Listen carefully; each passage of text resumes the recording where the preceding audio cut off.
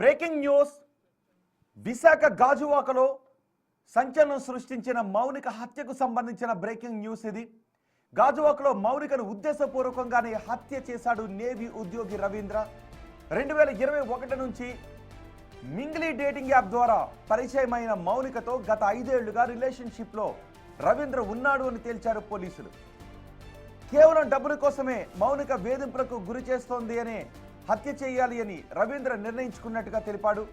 రవీంద్ర భార్య డెలివరీకి వెళ్ళింది. అదే అదునుగా భావించిన రవీంద్ర మౌనికను హత్య చేయాలి అనే ఉద్దేశంతోనే ఇంటికి పిలిచాడు.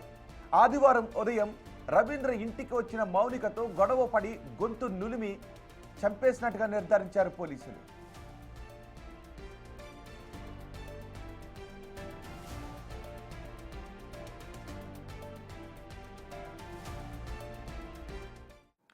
సో మౌనిక హత్య తర్వాత రవీంద్ర పోలీసులకు లొంగిపోయాడు. మౌనిక తలను తీసుకువెళ్ళి ఒక జీడి తోటలో దగ్ధం చేశాడు. ఆ తర్వాత బాడీని ఇంకో 2 పార్ట్లుగా చేసి ఒక పార్ట్ని గోనె సంచిలో పెట్టాడు, ఇంకో పార్ట్ని ఫ్రిడ్జ్లో దాచి ఉంచాడు.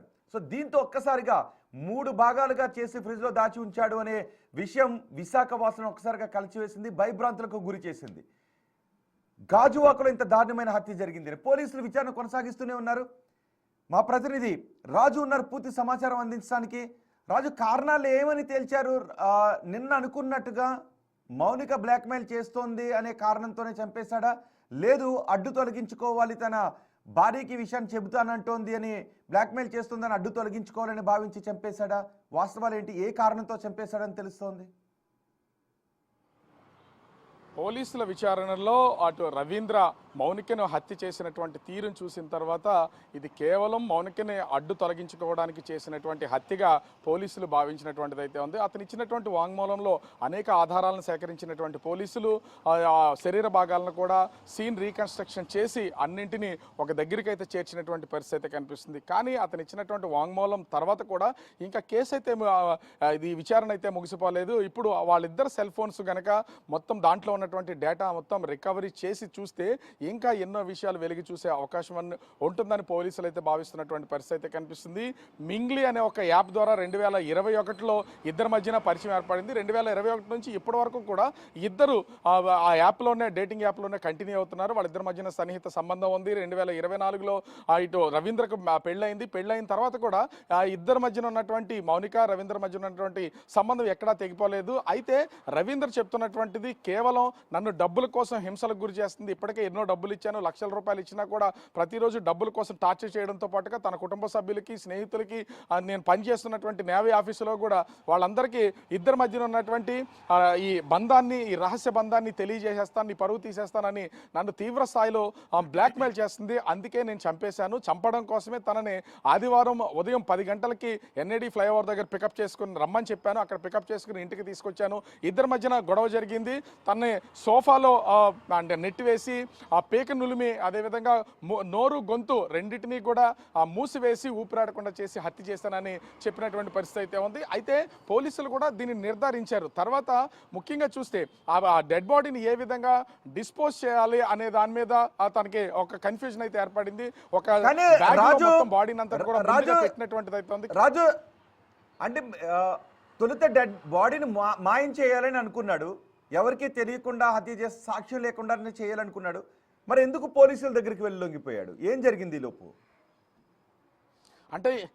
అంటే ఇక్కడ ఖచ్చితంగా బాడీని డిస్పోజ్ చేయాలనే ఉద్దేశం ఉన్నా కూడా అంటే వెయిట్ ఉన్నటువంటి ఆ బాడీని ఒక్కడే తీసుకెళ్లే అవకాశం లేదు. బ్యాగులు కూడా ఇందులో పెట్టినా కూడా పట్టడం లేదు. తర్వాత తనకు ఒక ఆలోచన వచ్చింది, కట్ చేసేయాలి. ఎందుకంటే ఇప్పుడు టెక్నాలజీ పెరుగుతుంది, అనేక వీడియోస్లో సినిమాల్లో చూస్తున్నటువంటి ఆలోచన ఒక్కసారిగా మారిపోయింది. దీంతో అతను ఆన్లైన్లో ఆర్డర్ చేసినటువంటి కత్తితో మధ్యాహ్నం 2 గంటల నుంచి సాయంత్రం 5 గంటల వరకు, పోలీసులు కూడా ఈ టైంని మెన్షన్ చేశారు, మధ్యాహ్నం 2 గంటల నుంచి సాయంత్రం 5 గంటల వరకు బాడీని మొత్తం 3 పార్ట్లుగా ముక్కలు చేసినటువంటిది అయితే తలభాగం ఒకటి, నడుము భాగం వరకు ఒకటి, కాళ్ళు చేతులు ఇలా మొత్తం 3 భాగాలుగా వీటిని డివైడ్ చేసి తలభాగం తీసుకుని దారపాలెం అనే ఏరియాలో సింహాచలం దగ్గర అక్కడైతే పడవేసి రాత్రి సమయంలోనే దాదాపుగా ఇంచుమించుగా 7:30 నుంచి 8 గంటల సమయంలో నిప్పు పెట్టి 2.5 లీటర్ల పెట్రోల్ తీసుకుని వెళ్ళి నిప్పు పెట్టి తలను కాల్చేసినటువంటిది అయితే ఉంది. నిన్న మన స్పాట్లో కూడా వెళ్ళాం. అక్కడ ఆమె తల వెంట్రుకలు అదేవిధంగా తలకి చుట్టినటువంటి కవర్లు మొత్తం అన్ని కూడా అక్కడ పోలీసులు అయితే స్వాధీనం చేసుకున్నటువంటిది అయితే ఉంది.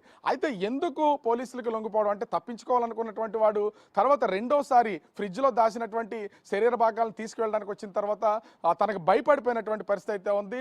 ఉద్దేశపూర్వకంగా హత్య చేసి తనని శవాన్ని మాయం చేయాలి లేదా తన అడ్డు తొలగించుకోవాలనుకున్నా తన పరువు పోకుండా చూసుకోవాలనుకున్నా కూడా ఖచ్చితంగా పోలీసులకు దొరికిపోతానని ఒక తీవ్రమైనటువంటి భయాందోళనకు గురయ్యి తన అంటే రిలేటివ్ అయినటువంటి తన అన్న వరుస అవుతున్నటువంటి వ్యక్తికి ఫోన్ చేసి నేను ఈ విధంగా హత్య చేశాను, ఒక తప్పు చేశానని తనకు చెప్పడం, తన కుటుంబ సభ్యులకు కూడా కాల్ చేసి చెప్పినటువంటిది అయితే వాళ్ళు ఇచ్చిన ఆ సలహా మేరకే పోలీసులకు లొంగిపోయారు. ఎందుకంటే పోలీసులు అరెస్ట్ చేసింది ఏమీ లేదు, వాళ్ళు లొంగిపోయినటువంటి ఈ రోజు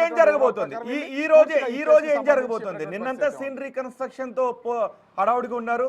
సో బ్రీఫింగ్ ఇచ్చే అవకాశం ఉందా మీడియాకి? ఈ రోజు ఈ కేసులో ఏం జరిగింది అనేది పోలీసులు బ్రీఫింగ్ ఇచ్చారు. నిన్నే పోలీసులు దీనికి సంబంధించినటువంటి పూర్తి స్థాయి బ్రీఫింగ్ అయితే బయట పెట్టినటువంటిది అయితే ఉంది. ఎందుకంటే అతను ఆ పోలీసులకి సరెండర్ అయింది కూడా రాత్రి 11 గంటల సమయంలో. నిన్న ఆ రాత్రి 11 గంటల సమయానికి 24 గంటలు గడిచింది కాబట్టి 24 గంటల లోపు మ్యాజిస్ట్రేట్ ముందు అతన్ని హాజరుపరచాలి. నిన్న అతన్ని మ్యాజిస్ట్రేట్ ముందు అయితే హాజరుపరిచినటువంటిది అయితే ఉంది. ప్రస్తుతం ఆ మౌనికకి సంబంధించినటువంటి శరీర భాగాలన్నీ కూడా కేజీహెచ్ మార్చిరీలో ఉన్నాయి. ఈ రోజు పోస్ట్ మార్టం పూర్తి చేసి కుటుంబ సభ్యులకి అప్పగించే అవకాశం అయితే కనిపిస్తుంది. కానీ అటు ముఖ్యంగా చూస్తే మౌనిక తల్లిదండ్రులు కూడా అతన్ని కఠినంగా శిక్షించాలి, న్యాయవాదులు ఎవరో కూడా అతని వైపున ఆ కేసును వాదించకుండా ఉండాలి. హోంమంత్రి దీని మీద ప్రత్యేకమైనటువంటి టీంను ఏర్పాటు చేసి కేసు ఇన్వెస్టిగేషన్ చేసి తమకు న్యాయం చేయాలి.